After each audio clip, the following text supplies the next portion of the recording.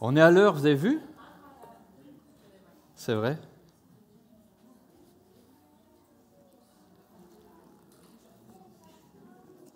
Alors, petite précision. Lorsque vous voulez faire un don avec un but précis, comme par exemple pour Manorina, eh bien, vous pouvez utiliser le compte bancaire normal de l'ASBL de l'Église et vous indiquez en communication Manorina. Et comme ça, on attribue la même somme à l'euro et au centime près à eux. Hein, on fera le transfert. Comme ça, vous n'êtes pas obligé de réunir plusieurs comptes en banque. Mais c'est vrai pour toutes nos actions, à vrai dire. Hein. On le mentionne de temps en temps et puis parfois on oublie de le dire. Mais voilà comment ça fonctionne de manière très simple. Autre chose aussi, puisqu'il n'y a pas de club enfant, n'envoyez pas vos enfants livrés à eux-mêmes, à l'arrière, parce qu'alors là-bas, ça devient un peu compliqué. Et parfois dangereux parce qu'ils sortent aussi sur le parking. D'accord ? Voilà. Ok, comme ça, on a... ça va, tu peux projeter le titre ? Oui, parce que je fais des petits diapos, et puis après, j'oublie toujours de les envoyer derrière, et vous ne les voyez jamais. Ok ? Aujourd'hui, on va parler de quelqu'un qui est connu dans la Bible. Pas connu. Relativement connu. C'est Corneille. Bon, d'accord, c'est relativement connu. L'histoire de Corneille. Qui connaît l'histoire de Corneille ? Ah ben, quand même, hein, pas beaucoup. Chouette, alors vous allez apprendre quelque chose. Ok, pour ça, on va lire le chapitre 10 des Actes des Apôtres. Ok ? Vous me suivez ? À Césarée, donc chapitre 10, verset 1, voilà. À Césarée vivait un officier romain nommé Corneille. Maintenant, vous savez qui c'est ? C'est un officier de l'armée romaine. C'est un Romain qui avait un poste de commandement dans la cohorte appelée l'italique ou l'italienne, parce que c'est ça que ça veut dire. Hein. Il était pieux et craignait Dieu avec tous les gens de sa maison. Donc pas que lui, mais vraiment sa maison craignait Dieu. Il était généreux envers les pauvres du peuple et priait Dieu en tout temps. Un jour, vers 3 heures de l'après-midi, il eut une vision. Il vit distinctement un ange de Dieu qui entrait chez lui et qui lui dit « Corneille ». Il connaissait son nom.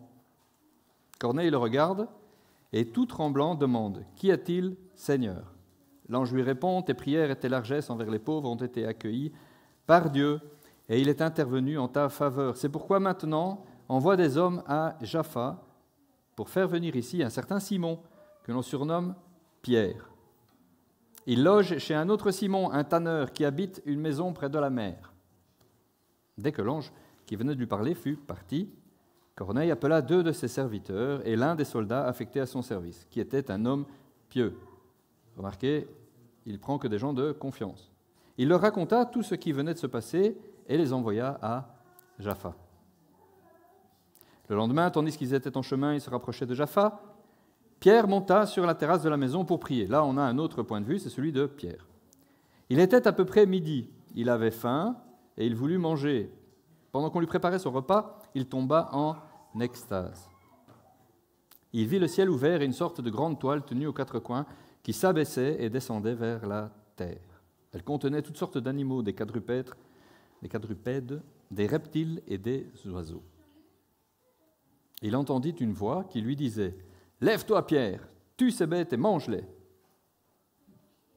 « Oh non, Seigneur, répliqua Pierre, car jamais de ma vie je n'ai mangé quelque chose de souillé ou d'impur. » Mais la voix reprit et dit « Ce que Dieu a déclaré pur, ce n'est pas à toi de le considérer comme impur. » Par 3 fois cela se renouvela, donc cela arriva 3 fois, puis la nappe, ou le grand tissu, la toile, disparut dans le ciel.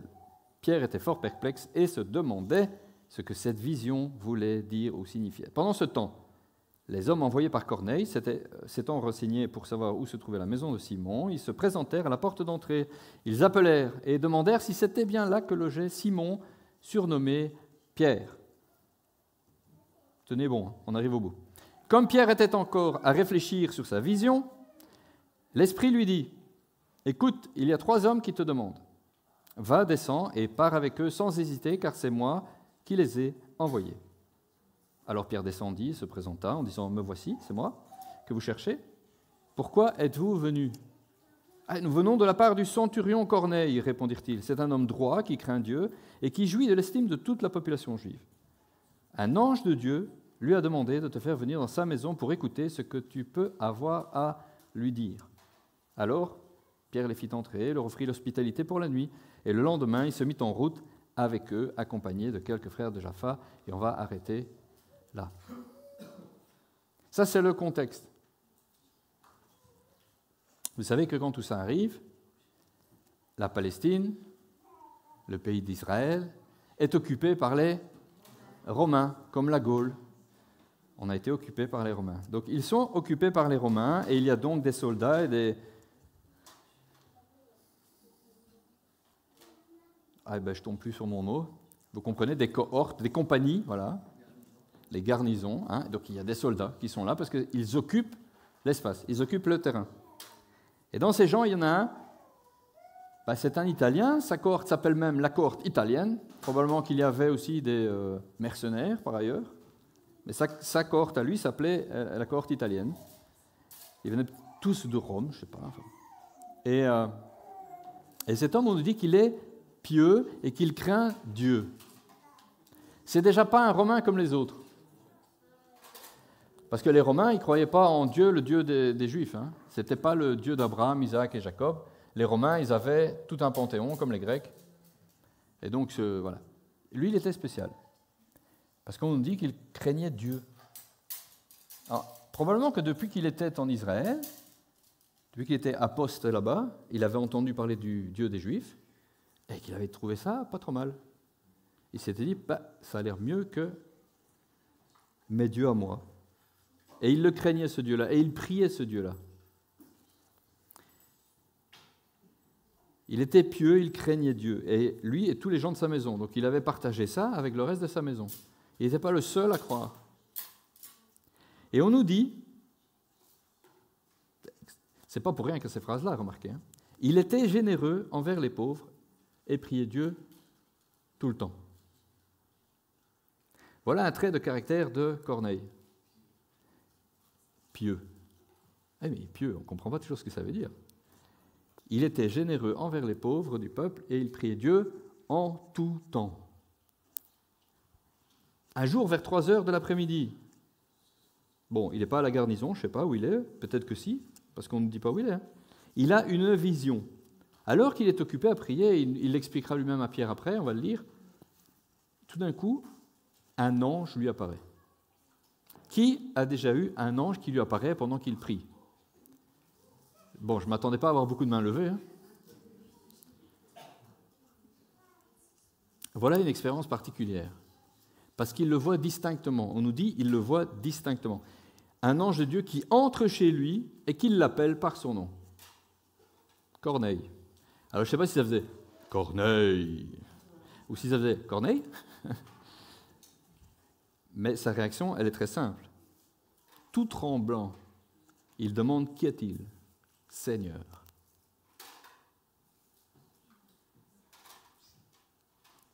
Vous savez, parfois, on aimerait bien aussi voir des anges. Parfois, on les voit, alors on dit on les voit spirituellement. Hein, on a l'impression de distinguer dans l'écran de notre esprit, de notre imagination, on le voit des anges. Mais si vous les voyez les yeux ouverts, rentrer chez vous, je pense que ça ferait tout un effet.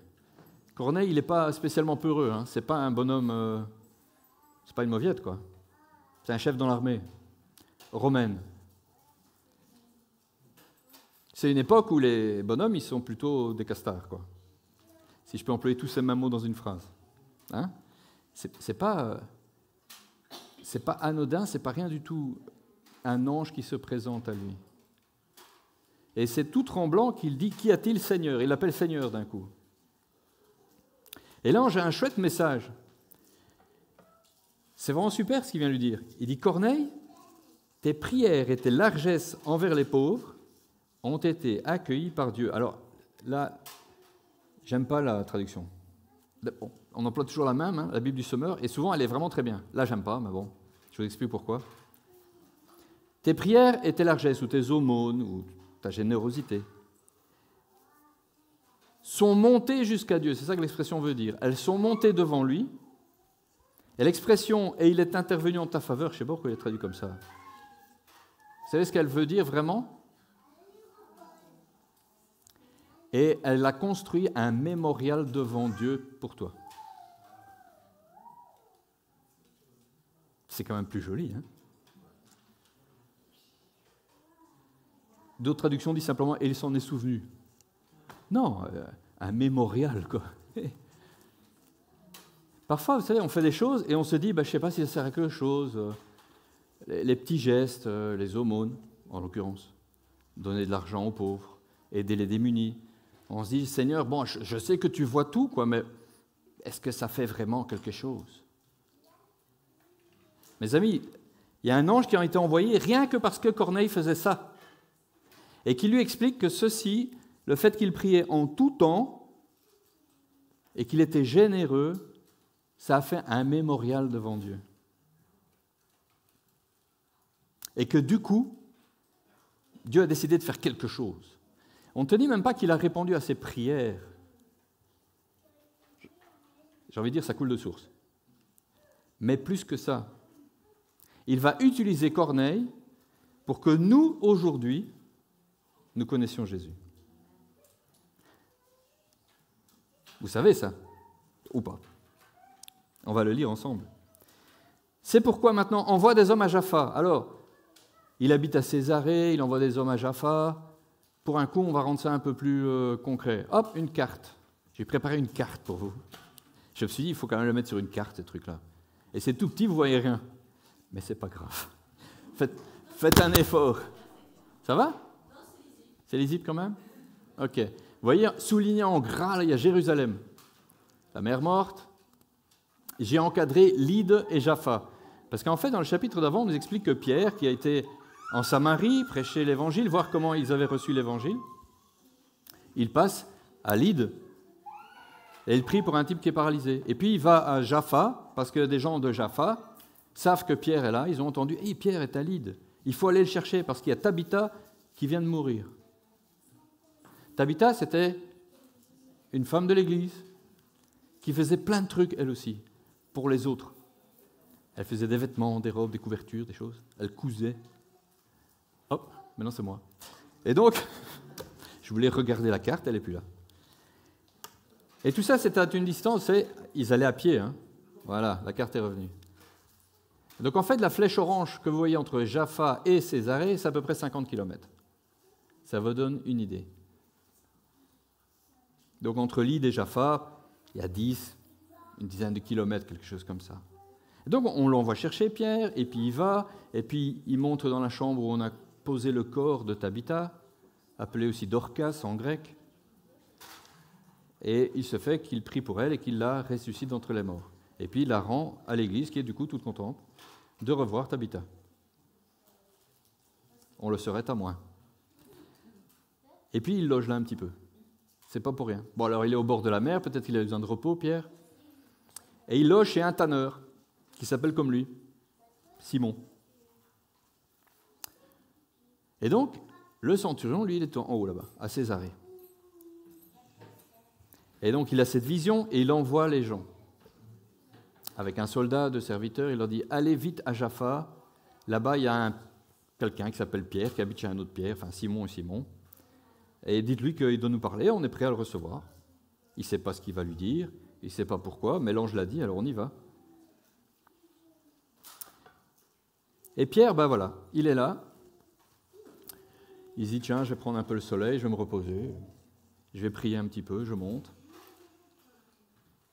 Et puis pendant qu'il est à l'étage, il lui arrive un drôle de truc. Le voilà qui prie et il tombe en extase. L'expression, c'est l'extase tombe sur lui, mais c'est pareil. Est-ce qu'il est tombé par terre? Est-ce qu'il s'est couché? Est-ce qu'il s'est pâmé? Je ne sais pas. Et là, il a une vision. Et il voit un drôle de truc pour quelqu'un, vous savez, qui est juif. Il voit descendre une nappe, une espèce de grande toile, de grand tissu. Et là, il y a toutes sortes de quadrupèdes, de reptiles et d'oiseaux.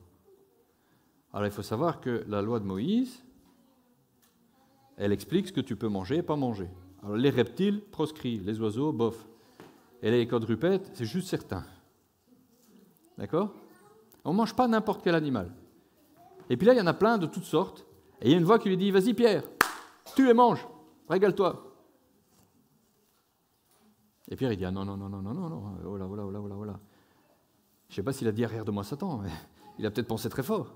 Et qu'est-ce que c'est que ce truc? Il a dit, non Seigneur, jamais, oh, j'ai jamais fait ça, je vais pas commencer à le faire maintenant. Mais ça lui arrive 3 fois. Quand Dieu répète un truc, il faut faire attention. Hein, c'est que c'est important, c'est qu'il veut vraiment te dire quelque chose.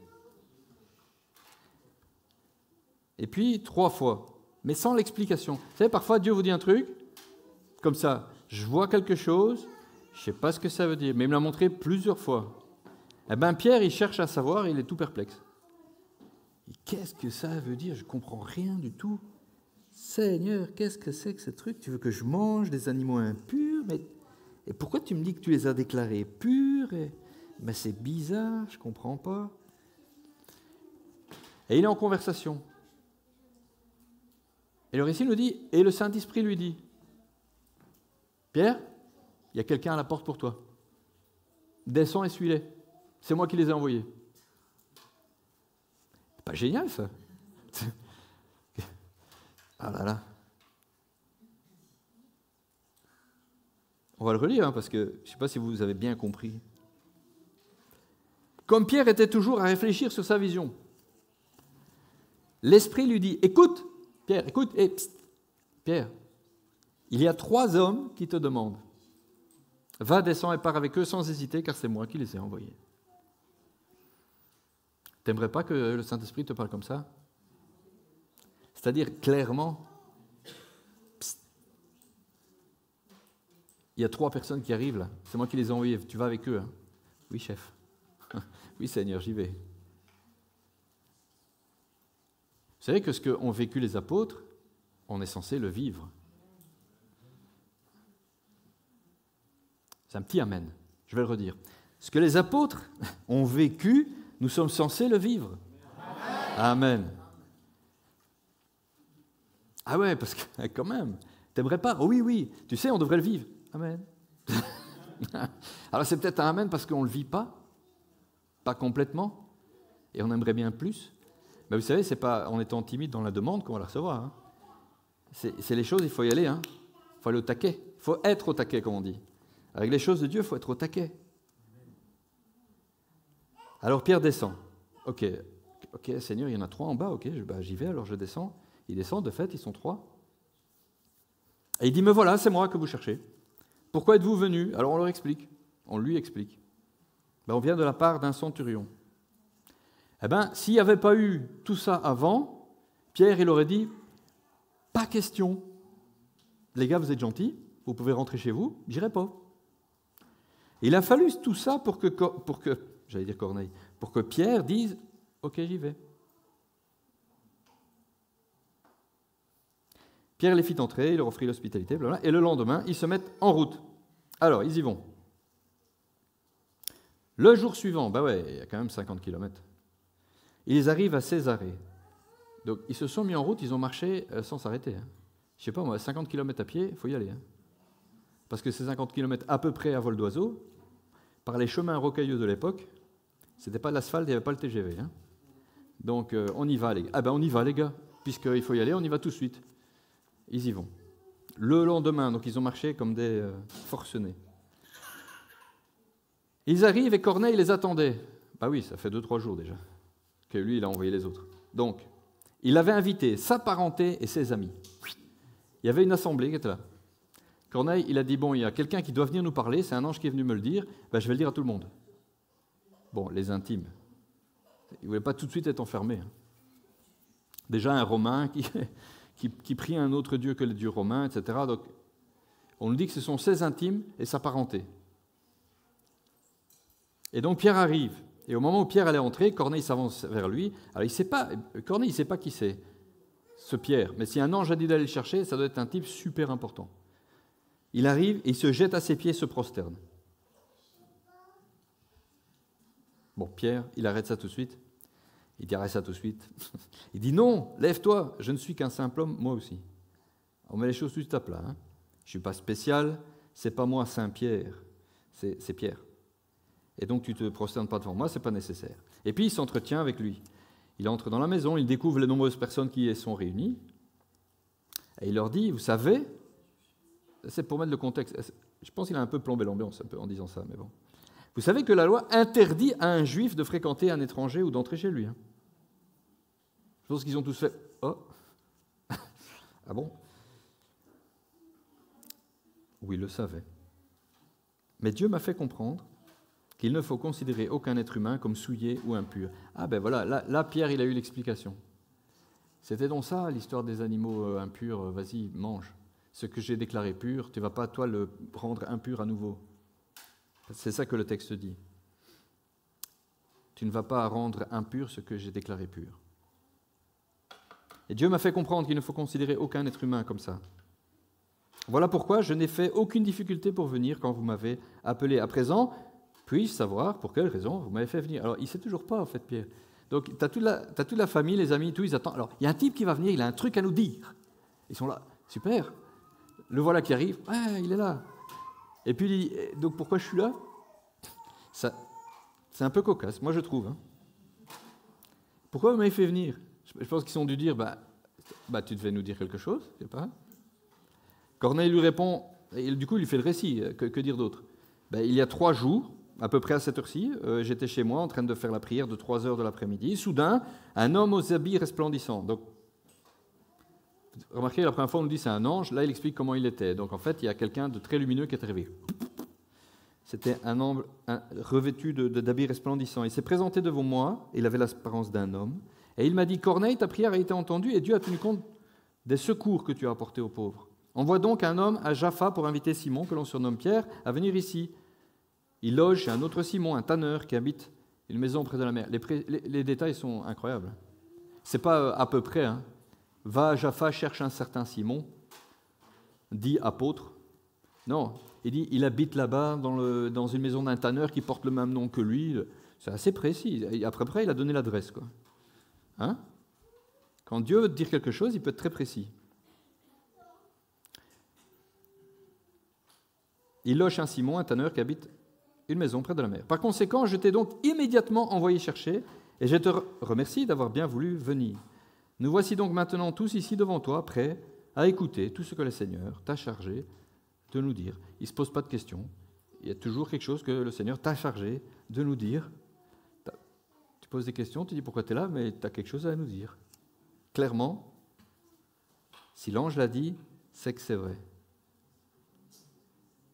Alors Pierre prit la parole et dit, maintenant je me rends vraiment compte que Dieu ne fait pas de différence entre les hommes. Ah oui, donc, c'est une couche à la fois. Hein. Donc, j'ai une vision, je comprends que je dois y aller, j'arrive. Et là maintenant, avec ce que tu me racontes en plus, je me dis, mais vraiment, Dieu, il fait pas de favoritisme. En fait, on pensait que c'était qu'à nous, parce que depuis que le Christ est monté au ciel, nous, on s'adresse qu'aux Juifs, en fait. C'est-à-dire que quand il est parti, il nous a dit, allez annoncer l'Évangile, faites de toutes les nations des disciples, en partant de la Judée, la Samarie jusqu'aux extrémités de la terre, mais on pensait que c'était que les Juifs. Parce qu'en fait, c'est ce qu'on a fait jusqu'à maintenant. On est allé de synagogue en synagogue, parce que les Juifs, il y en avait déjà un peu partout dans le monde à l'époque, et on ne s'adressait qu'à nos semblables. Et là, vraiment, maintenant, je comprends. Ah, ça y est, Pierre, tu as compris. Au contraire, parmi tous les peuples, tout homme qui le craint et qui fait ce qui est juste, lui est agréable. Et puis Pierre explique l'Évangile en 3 mots ou en 2 minutes 50. Il a adressé sa parole aux Israélites pour leur annoncer la paix par Jésus-Christ, qui est le Seigneur de tout homme. Vous savez ce qui s'est passé, à commencer par la Galilée, puis dans toute la Judée, après que Jean a appelé les foules à se faire baptiser. Mais il parle à des gens du coin, donc remarquez, je ne remonte pas la carte, mais ils sont plus près de la Galilée que Jérusalem. Hein. En fait, la Samarie est entre les deux. Jésus est né à Nazareth, c'est encore plus au nord. Donc, voilà. Donc ils avaient entendu parler de tout ça. Ensuite, Dieu a oint Jésus de Nazareth en répandant sur lui la puissance du Saint-Esprit. Celui-ci a parcouru le pays en faisant le bien, en guérissant tous ceux qui étaient tombés sous le pouvoir du diable, car Dieu était avec lui. Nous sommes les témoins de tout ce qu'il a fait dans le pays des Juifs et à Jérusalem, où ils l'ont mis à mort en le clouant à la croix.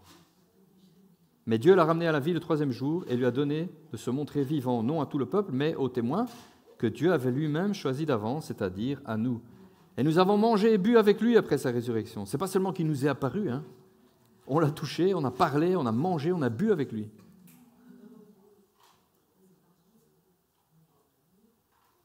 Jésus nous a donné l'ordre de prêcher au peuple juif et de proclamer que c'est lui que Dieu a désigné pour juger les vivants et les morts. Tous les prophètes ont parlé de lui en disant que tout homme qui croit en lui reçoit par lui le pardon de ses péchés. Remarquez là, son discours, il est pour tous les hommes d'un coup. Tout homme qui croit et qui reçoit le pardon de ses péchés.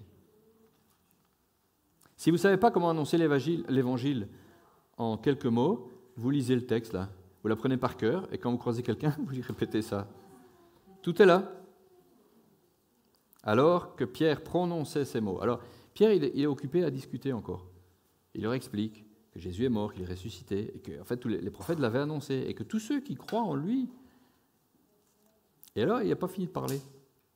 L'Esprit Saint descend soudain sur tous ceux qui écoutaient la parole. Il n'y en a pas un qui ne l'a pas eu. C'est extraordinaire. On ne demande rien, on ne prie pas, on n'est pas en train de leur expliquer qu'il y a un Saint-Esprit. Oh, juste, on a annoncé que le Saint-Esprit était sur Jésus et que c'est pour ça qu'il faisait tous ces miracles. Et puis, il est resté avec les mots en bouche. Les voilà tous baptisés du Saint-Esprit. Alors, il n'était pas parti tout seul, hein. Et on nous dit que les croyants juifs qui étaient venus avec Pierre furent étonnés de voir que l'Esprit Saint était aussi donné aux non-juifs et répandu sur eux. En effet, comment ils ont su ça, hein? Ils les entendaient parler en différentes langues et célébrer la grandeur de Dieu. C'est une couche à la fois, c'est comme un oignon. D'abord, on peut aller chez eux. Puis, on se rend compte que Dieu leur parle. Donc, alors, Dieu il s'adresse aussi à eux. Et puis, bon, on va leur expliquer le salut en Jésus, alors c'est bien. Puisqu'ils y ont droit, parce qu'on ne fait pas de différence. Et puis, ils reçoivent le Saint-Esprit. Et ils restent étonnés, les gars. Ils n'avaient pas encore tout bien compris, vous voyez ? Et là, ils disent, mais maintenant, voilà que comme nous, ils reçoivent le Saint-Esprit.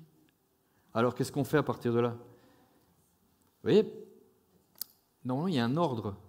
Tu crois, tu te convertis, il y a le baptême d'eau, et puis on t'explique. Alors, le baptême d'eau, normalement, il y a 3 mois de préparation. Il y a des endroits, c'est comme ça. Et puis, on t'explique qu'il faut te sanctifier avant d'espérer recevoir le Saint-Esprit. Et ça, c'est une durée complètement indéterminée dans le temps. Et si un jour, tu as de la chance, que tu as bien fait tout ce qu'il fallait, peut-être tu parleras un jour en langue. Et puis, si tu reçois un des dons qui est mentionné dans Éphésiens, alors peut-être, tu prophétiseras ou tu...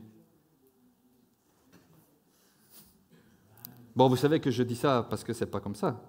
Et là, pour le coup, c'est tout dans le désordre. Donc, d'abord, 1, c'est pas des Juifs. 2, on n'a pas fini de leur annoncer l'Évangile, on n'est pas sûr qu'ils ont accepté Jésus. Et les voilà qui parlent en langue. Ça les a étonnés. Ça les a étonnés. Et du coup, Pierre, peut-on refuser? Je ne sais pas s'ils ont demandé entre-temps. Il dit, peut-on refuser de baptiser dans l'eau ceux qui ont reçu l'Esprit Saint aussi bien que nous maintenant? Ben non, la réponse est non. Si Dieu les a marqués de son sceau, reçoit le Saint-Esprit. Alors, voilà, le package doit être complet. Mais remarquez qu'il ne dit pas, bon, puisqu'ils ont reçu le Saint-Esprit, il ne faut pas les baptiser dans l'eau. Il donna l'ordre de les baptiser au nom de Jésus-Christ. Et ensuite, ils le prièrent de rester encore quelques jours avec eux. Oui, ils étaient bébés, il fallait expliquer plein de choses, il y a peut-être des trucs à faire. Et puis, tant que Pierre était là, autant continuer à rester avec lui. Et puis, s'il n'y a pas d'autres bénédictions à recevoir, on ne sait jamais. Et là, à Césarée, une église est née. Une église de Romains. J'allais dire romaine, mais ça sonnait moins bien. Une église pleine de Romains. Vous voyez, ça, c'est le début de nous. Ah ben oui, s'il n'y avait pas eu ça, il n'y aurait pas nous aujourd'hui. On aurait des synagogues avec peut-être des juifs messianiques partout, ou à certains endroits. Et nous, on serait toujours dans nos histoires. Merci Seigneur pour Pierre. Et puis merci pour Paul. Parce qu'après, c'est Paul qui a été envoyé spécialement pour nous. Alors, qu'est-ce qu'on peut tirer de ce récit? À part tout ce qu'on vient déjà de tirer. Vous voyez, parfois, je le disais tout à l'heure, il y a ce côté, ce que je fais en secret, peut-être que, je ne sais pas si ça porte des fruits, Dieu le sait, il sait ce que je fais, il voit ce que je fais. Et je trouve extraordinaire que le message de l'ange, c'est non seulement Dieu a vu, c'est monté jusqu'à lui, mais cette expression, elle est extraordinaire, ça a bâti un mémorial. Je trouve que c'est beaucoup plus joli qu'il s'en est souvenu, il a vu, ou il est intervenu en ta faveur. Je ne comprends rien par rapport au mémorial, je ne sais pas comment ils sont pondus une traduction comme ça. D'habitude, ils sont très bien chez... mais bon, voilà. Il est intervenu en ta faveur. Je vous assure, quand je l'ai lu, là, je me suis dit, tiens, est-ce que c'est un truc... Avant d'aller chercher le grec pour être sûr de ce qu'il racontait, je me suis dit, mais il faut comprendre quoi? Il y a la Trinité là-dedans. Ça a construit un truc. Tu vois, Dieu, il a vu, et puis alors il y en a... Jésus, qui intervient pour nous? Non, c'est Jésus. Donc c'est peut-être Jésus qui est intervenu. Non, mais c'est pas ça que ça voulait dire, en fait. Comme quoi, on peut partir loin avec des phrases. Il faut faire attention. Non, ça a construit un mémorial. Dieu voit les choses et ça s'accumule. Vous voyez ce que ça veut dire? Ça s'accumule, ça ne se perd pas dans le temps. Parce qu'un mémorial, on le fait pour que ça dure, pour s'en rappeler longtemps. Vous voyez, quand Dieu décide d'intervenir, parce que Corneille faisait ça depuis un certain temps, et ça montait devant lui, et ça construisait quelque chose devant lui, un paquet de bonnes œuvres qui construisent une espèce d'autel devant Dieu. À un moment, Dieu dit « Waouh, on va faire quelque chose pour Corneille ».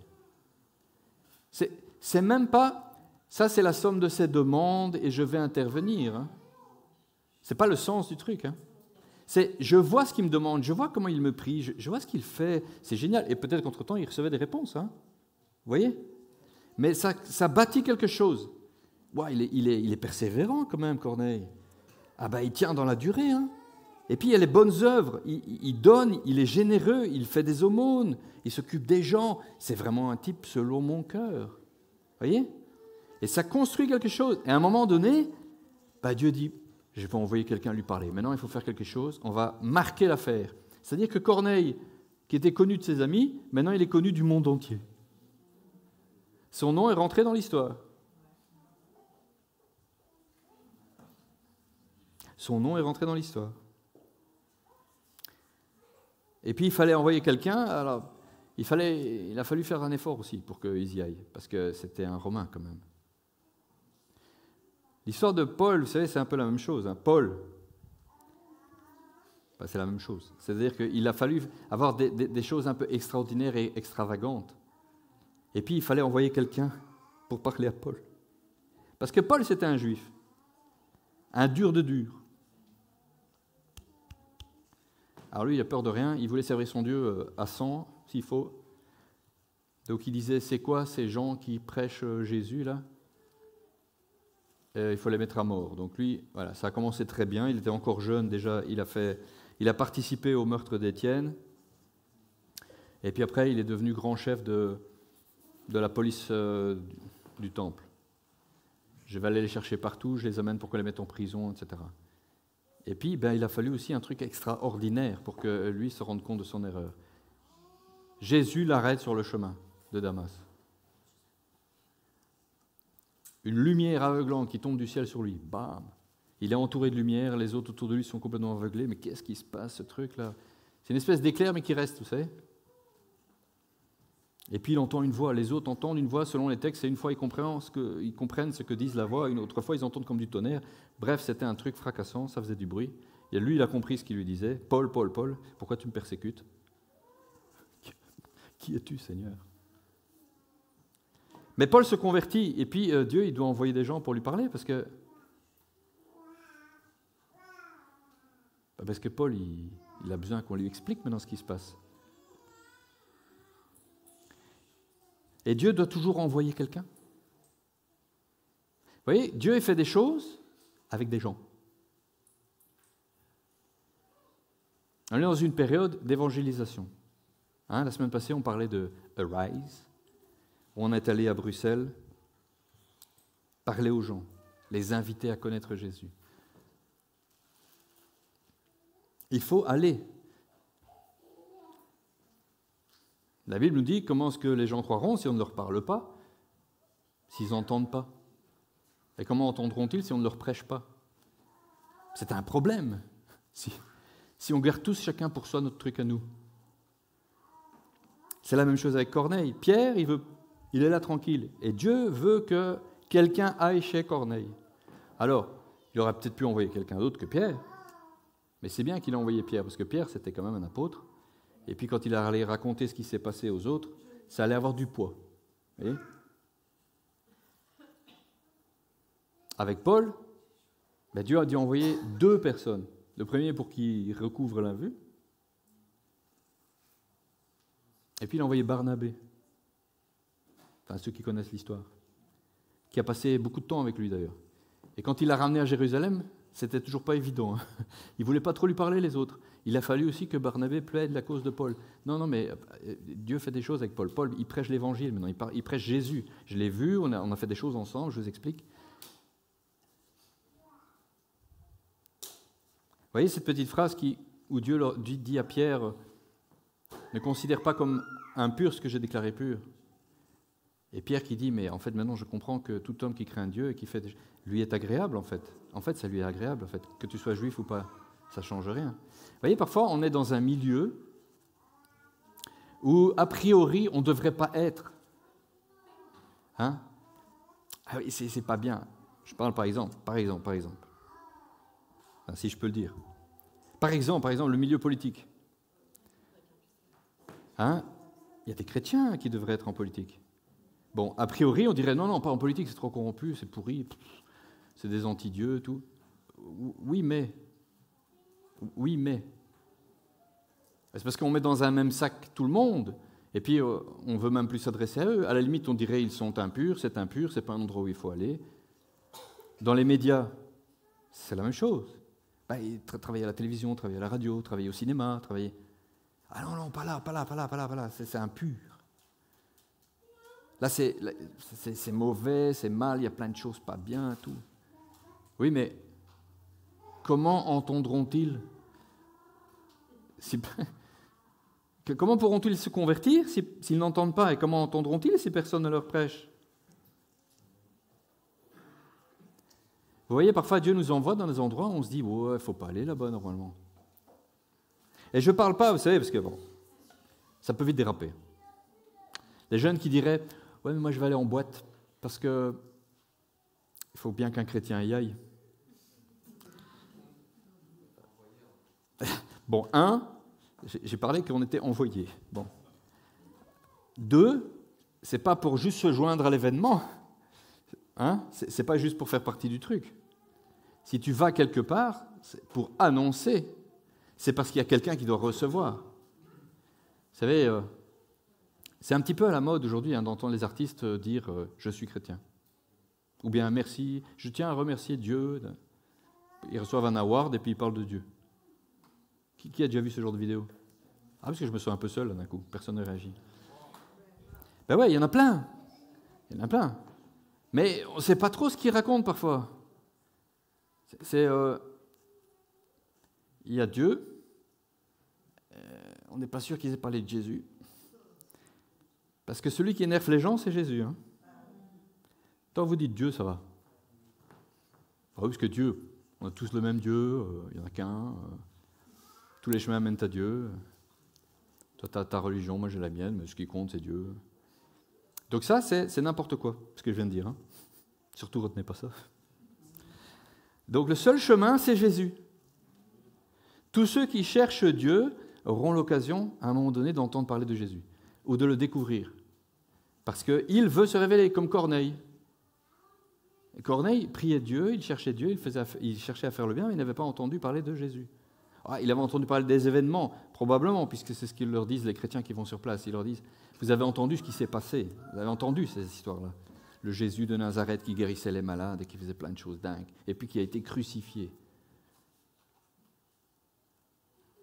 C'est Jésus qui est important dans l'affaire. C'est lui qui nous accorde le pardon et le salut. Alors parfois, il y a des gens qui parlent de Jésus vraiment. Et remarquez que souvent, la vidéo est coupée. Ils ont des problèmes techniques à ce moment-là. Ça énerve. Qui a vu la cérémonie d'ouverture des Jeux Olympiques? Non, moi non plus, je ne l'ai pas vu parce que je n'ai pas regardé. Mais j'ai vu les vidéos qui en parlaient. Et j'étais content de ne pas l'avoir regardé. Vous voyez, ces temps-ci, c'est hallucinant. Il n'y a pas un show comme ça de cette nature, de cette envergure, qui ne fait pas un truc de ce genre-là. Soit du satanisme pur, une éloge à Satan, à l'enfer, aux démons, on fait l'apologie de tout ça, soit on se moque du christianisme. Pas de l'islam, pas du bouddhisme, pas de rien, seulement du christianisme.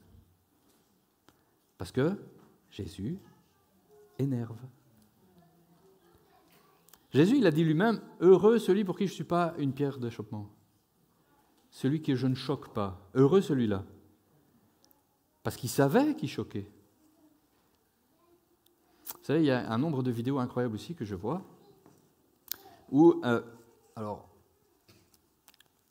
on aime ou on n'aime pas le fait de prêcher en rue avec un micro et d'haranguer, enfin, bon, ça c'est autre chose. Mais le fait, c'est qu'il y en a qui le font.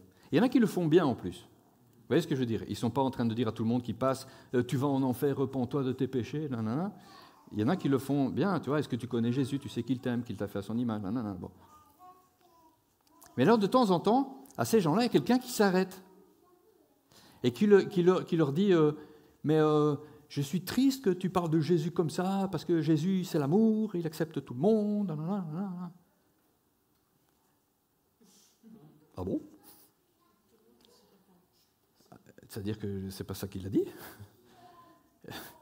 Jésus, il a même dit des trucs un peu dingues, super choquants. Il a dit, celui qui m'aime, c'est pas celui qui dit Seigneur, Seigneur. C'est même pas celui-là. Il y en a plein là-dedans que je connais même pas. Et il dit, c'est celui qui fait ce que je dis. Celui-là, il m'aime. Les autres, je les connais même pas. C'est plutôt choquant.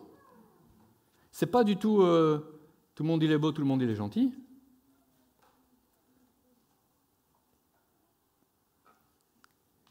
Et donc, il y a beaucoup de gens qui, soit ne connaissent pas du tout Jésus, c'est-à-dire, ça c'est le mieux. Honnêtement, hein, quand je rencontre quelqu'un qui dit « je ne sais pas de quoi tu parles », qu'est-ce que tu racontes? Tu n'as jamais entendu parler de Jésus? Ben non. Ben si, tu sais, les églises avec des croix partout, là. Il y en a partout. Ouais, mais de loin, comme ça. Alors ça, c'est bien, parce qu'on peut leur parler de ça.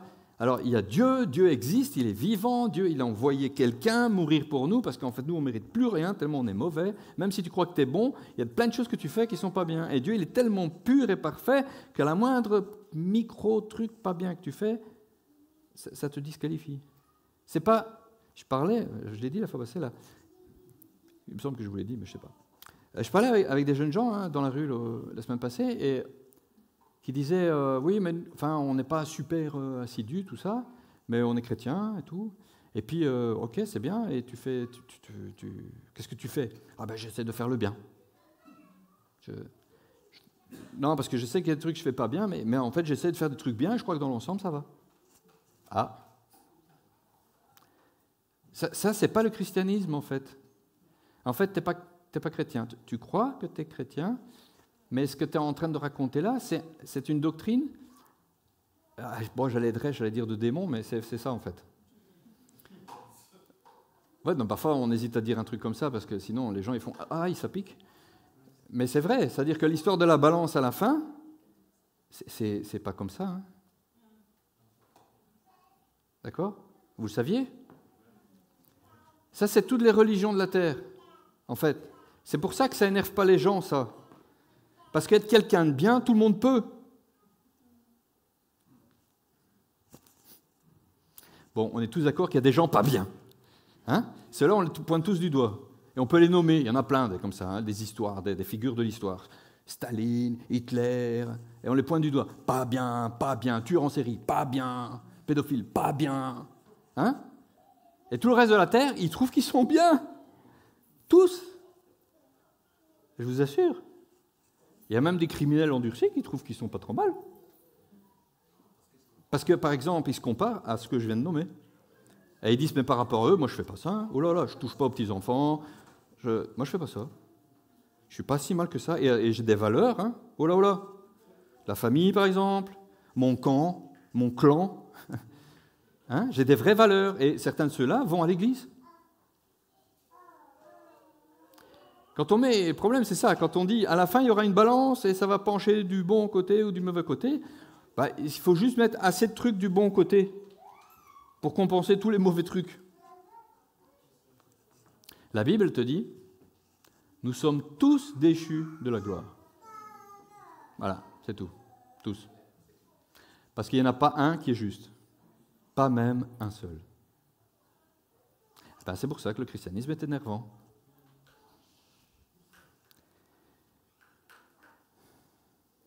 Vous savez, notre mission, c'est celle-là. C'est d'aller vers les gens que l'on considère parfois comme impurs, pas bien. On dirait parfois même ennemis de Dieu. Parler avec quelqu'un qui fait du satanisme. Quelqu'un qui est dans le paganisme le plus profond, qui fait de la sorcellerie, qui joue avec du sang et tout ça, des trucs dégueux. Hein? Allez parler vers eux, leur dire « Jésus t'aime ». Ça demande parfois une nappe qui descend du ciel. Mais normalement, nous, on n'en a plus besoin. On ne devrait pas attendre qu'une nappe descende du ciel. On ne devrait pas attendre qu'un ange vienne nous dire « Va parler à ton voisin ». Va parler à ton collègue qui fait des trucs un peu occultes. Parfois, il ne va pas te recevoir bien. C'est vrai. Tout le monde n'est pas comme Corneille. Mais allez le lui dire avec amour. J'entendais un témoignage, je vais vous raconter celui-là, parce que j'ai trouvé ça extraordinaire, vous savez. C'est un missionnaire qui, je ne sais plus dans quel pays d'Amérique du Sud il était, et donc il va pour une mission, et puis il se passe plein de choses fantastiques. L'évangile est prêché, il y a plein de gens qui le reçoivent, il y a plein de gens qui sont dans les sciences occultes, dans les villages, près de la jungle, etc., qui se convertissent, et parfois avec des choses super étonnantes, que le reste du village dit « Mais comment c'est possible que la sorcière elle a donné son nom à Jésus, sa vie à Jésus ?» C'est incroyable. Et puis on lui parle d'une famille au sommet de la montagne. Et comme il se passe plein de miracles, des guérisons, des trucs vraiment dingues, on lui dit « Peut-être que toi, tu vas y arriver. » Parce que là-bas, ils sont dangereux. Ils sont très puissants. Les gens aiment bien parler de... Il y en a qui sont super puissants. Et donc, il y a déjà des évangélistes qui sont venus, des missionnaires qui sont venus, et ils ont eu des problèmes. Ils sont allés, ils n'ont pas réussi à chasser les démons, ils se sont pris des coups, mais avec ce qu'on voit que toi tu fais, là pour le moment, Dieu est avec toi, alors on aimerait bien retenter le coup. Et c'est bien parce que cet homme était vraiment dans un élan de « je dois écouter le Saint-Esprit pour tout ce qui se passe », parce que c'était à cause de ça qu'il se passait plein de choses extraordinaires. Et il a dit « Seigneur, ok, je veux bien y aller, mais il faut que tu me dises ce que je dois faire, parce que je ne veux pas faire un truc inutile. S'il y en a déjà plein qui ont essayé, à quoi ça sert que j'y aille ?» Bon, eux, ils trouvent qu'il se passe plein de choses incroyables, donc ils se disent qu'il va se passer quelque chose de mieux que d'habitude, mais moi, je veux savoir quoi faire. Et le Saint-Esprit, il lui dit « Tu vas et tu fracasses les démons. » Non. Le Saint-Esprit lui dit « Va et respecte-les, aime-les. » Comment je fais ça? Comment je fais ça? C'est bizarre. Et donc, il prépare le truc avec les gens qui l'accompagnaient, et ils disent on va monter, alors on y va. Hein. Ouais. Et qu'est-ce qu'on fait quand on arrive? On prie? Non, laissez-moi parler. Et ils arrivent en haut, et puis ils sont reçus directement par la femme qui arrive dehors. Qu'est-ce que c'est? Vous êtes des chrétiens, nanana. Et il lui parle avec douceur et gentillesse. Et il lui dit, on est désolé de vous déranger. Littéralement, hein, je ne suis pas en train de rigoler. Là. Et il dit, est-ce que vous voulez bien nous recevoir pour qu'on parle avec vous? On voudrait vous parler de l'amour de Dieu. Ça bloque la femme déjà. Il dit, c'est quoi cette histoire? C'est quoi ce chrétien? Tous les autres, ils viennent, ils nous crient dessus. Pourquoi il me parle comme ça, gentiment? Et il demande la permission. Est-ce que tu peux demander à ton mari si on peut rentrer? Du coup, elle dit, attendez. Elle s'en va. Et qu'est-ce qui se passe? Je ne sais pas. Elle part. Quelques minutes. Elle revient. Oui, vous pouvez rentrer. Et il rentre. Et puis il y a le mari qui est là, assis sur le truc. Qu'est-ce qui se passe ici? C'est quoi ce bonhomme là maintenant? Et puis de nouveau, il leur parle. Et il leur parle que Dieu les aime. Et il leur dit pas ce que vous faites, c'est du satanisme, c'est plein de démons, vous êtes fous, il faut arrêter tout de suite. Il leur parle de l'amour de Dieu, ce que Dieu peut faire dans une vie, comment il peut la transformer. Et la conversation dure un certain temps. Et puis, ça s'arrête, quoi. Enfin, vous voyez, on papote, on papote. Du coup, les autres, ils sont tous surpris. Ils ne comprennent pas. C'est la première fois qu'ils voient un chrétien gentil. D'habitude, ils viennent et ils crient dessus, ils veulent chasser des démons. Tu vois, c'est du tabassage spirituel. Et puis, le type, il lui dit, mais t'es chrétien comment, toi? Parce qu'il ne comprend pas. Qu'est-ce qui t'arrive? T'es pas comme les autres, c'est bizarre. Il dit, ben non, je suis venu vous présenter Jésus, donc voilà. Eh bien, cette famille, bon, ils s'en vont. Cette famille, aujourd'hui, est missionnaire, elle implantent des églises. Parce que, vous voyez, ils sont restés pantois, bouche bée, sans voix, sans mots, à l'amour de Dieu présenté. Parce que, et c'est ce qu'il explique plus tard, parce qu'il les a rencontrés, 2-3 ans après, je ne sais plus, et ils leur ont dit, en fait, il dit, le problème qu'on avait avec les chrétiens, c'est qu'ils nous traitaient comme des ennemis, comme si on faisait le mal. Or, à nos yeux, depuis des générations, on se transmet des dons pour faire le bien. On était là pour guérir les gens du village. On était là pour leur accorder la protection. Bon, en échange de choses, évidemment. Et parfois, oui, c'est vrai, ça arrivait qu'on ait un problème avec quelqu'un et on s'en débarrassait. Mais c'était pour faire le bien, tout ça. Et donc, c'est quoi ces chrétiens qui viennent nous dire qu'on fait le mal, qu'on fait le mal, qu'on fait le mal, qu'on fait le mal? Wow! Et retourne d'où tu viens, toi. Et pas une seule fois, ça n'avait fonctionné. C'est l'amour de Dieu présenté qui les a touchés. Et ils se sont dit, mais peut-être que finalement, il y a un truc. Parce que pendant qu'il était là, ils sentaient bien qu'il se passait quelque chose. Vous voyez, eux. Il y a un truc en lui qui nous étonne. Mais pour une fois, il n'est pas là pour nous taper dessus. Il nous le présente avec cet amour qui est en lui. Et ça nous a parlé. Ça nous a désarmés, ça nous a parlé, et donc on s'est inquiété de qu'est-ce que c'était que ce truc. Et quand on a entendu l'Évangile, ça a trouvé une terre fertile. Et ils ont abandonné toutes leurs pratiques, ils se sont convertis, et aujourd'hui ils prêchent. Vous voyez? Aller vers la personne dite impure. C'est notre mission. Et c'était le mot d'aujourd'hui. Ne regardez pas comme impur ce que Dieu a déclaré pur. Il y a des gens partout qui sont aujourd'hui prêts à entendre l'Évangile, prêts à recevoir Jésus qui est le vrai Jésus. Pas le Jésus tiède, celui qui accepte tout, que tout va bien, reste comme tu es, nickel, t'inquiète, on ira tous au paradis. Passe la chanson en boucle, ça va. Non, et pas non plus un Jésus qui dit à tout bout de champ, tire en enfer, vas-y, repens-toi. Pendant qu'on était à la place de Brouckère, dernière anecdote, il y avait effectivement une espèce de marabout, je vais l'appeler comme ça, je ne sais pas, un type d'origine africaine qui se baladait avec un sombrero, une tenue un peu spéciale, des colliers de perles, des gris-gris, des machins. Et dès qu'on arrivait pour évangéliser, surtout la première journée, enfin, il a fait la première et la troisième, la deuxième on ne l'a pas vu, eh bien il venait directement. Et il commençait à faire des prières, des incantations tout autour de nous. Il tournait autour de ceux qui évangélisaient. Il tournait. Et c'était un peu embêtant parce que la grande majorité des gens du groupe, ils voulaient aller à la confrontation, vous savez. Ils allaient en disant « Ouais, au nom de Jésus, ouais, je casse les paroles que tu as dites. » Et lui, chaque fois, répondait « Ouais, ton Dieu ceci, ton Dieu cela. » Bon, il disait des trucs pas jolis. Et c'était embêtant parce que je me disais « Mais est-ce qu'il y en a un qui lui parle de Jésus une fois ?» plutôt que juste de le taper dessus spirituellement. Vous voyez? Parfois, on a cette tendance-là. Jésus nous a dit qu'aucun mal ne pouvait nous être fait. Quand il nous a donné l'autorité de chasser les démons, relisez le verset, il dit « Et aucun mal ne peut vous atteindre ». En fait, à partir de là, tu n'es pas censé avoir peur.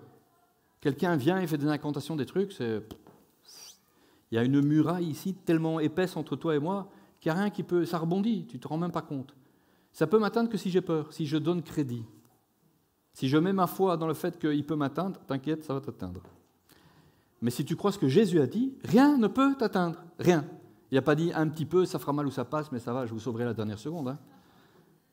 Non, mais parfois il faut répéter comme il a dit rien. Aucun mal. Dans ce cadre-là de démons, d'accord ? Donc, qu'est-ce qu'il te reste à faire ? À adresser la personne. Parce que vous savez, la plupart des gens qui font ça sont dans la peur constante. Parce que quand vous faites des pactes avec le diable, avec les démons, etc., vous avez intérêt à leur obéir. Écoutez les témoignages de ceux qui se sont convertis. Hein.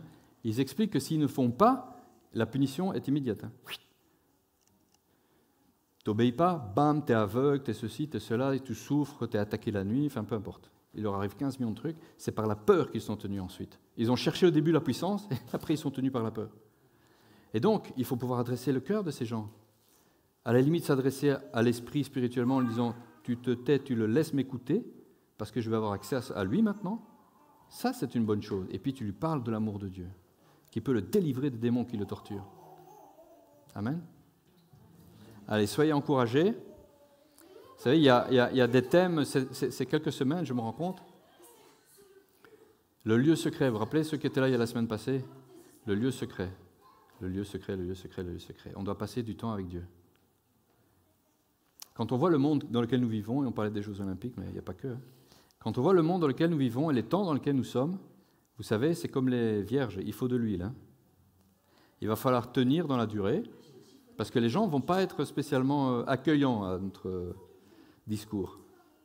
Au plus on va parler des vraies choses, au moins on va être bien reçu. Parce que les valeurs sont inversées. C'est comme ça que le monde est aujourd'hui. Et donc il nous faut être ferme, il faut croire vraiment profondément, il faut être ancré en Jésus, parce qu'on ne peut pas être manipulé par tous les vents qui passent de doctrine ou de pensée. Et regarde par là, c'est cool par là, regarde par là, c'est cool par là. Non. Qu'est-ce que te dit la Bible ? Qu'est-ce que Jésus te dit ? Qu'est-ce que le Saint-Esprit te révèle ? Et ça se passe dans le lieu secret. Ça se passe dans les rassemblements, être ensemble, s'encourager, se fortifier, prier les uns pour les autres.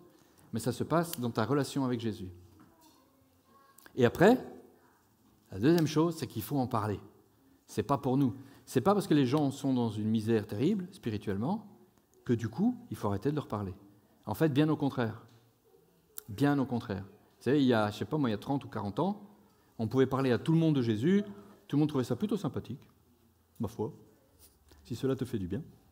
Ou bien on te disait, mais moi j'ai mon église, mais toi t'as la tienne, c'est bien, c'est cool. Chacun a son truc, son style. Aujourd'hui, il y a plus de gens qui reçoivent ce que vous dites, il y a plus de gens qui ont soif, il y a plus de gens qui ne savent pas du tout de quoi vous parlez, et il y a beaucoup de gens qui cherchent la spiritualité, qui veulent ouvrir leur être intérieur, qui cherchent les chamans, les magnétiseurs, les guérisseurs, le reiki. Ils vont de tous les côtés chercher du surnaturel, de tous les côtés. Et parfois c'est très subtil, très doux, des petites manipulations sur le corps, je te fais un petit truc, c'est un massage, ça ressemble à rien, mais en fait j'équilibre des trucs. Fouillez, courez, chrétiens, fouillez. Parfois c'est flagrant, avec des grilleries, des trucs, des potions, des machins. Mais il y en a partout. Et donc les gens ont besoin d'entendre l'évangile complet. La bonne nouvelle de Jésus-Christ, accompagnée d'une démonstration de puissance.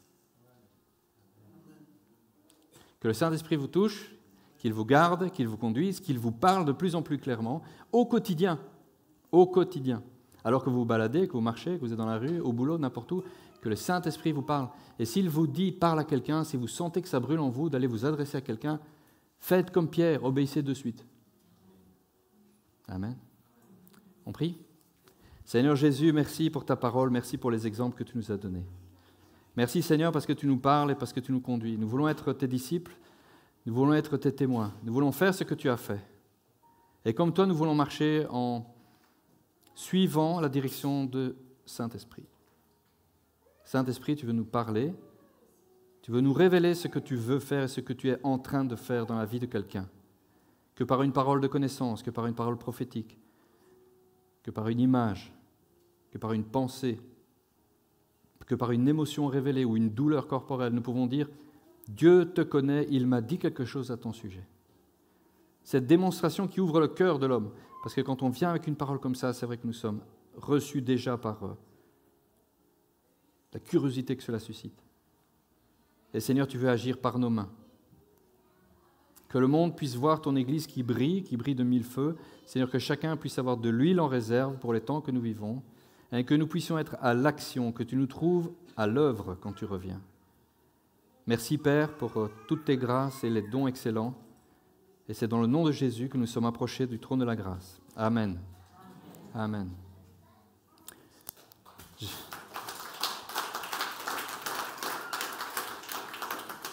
Je vous rappelle nos rendez-vous mardi à 19h au même endroit pour la prière et dimanche prochain avec le retour de Pasteur Miguel. Passez une belle semaine.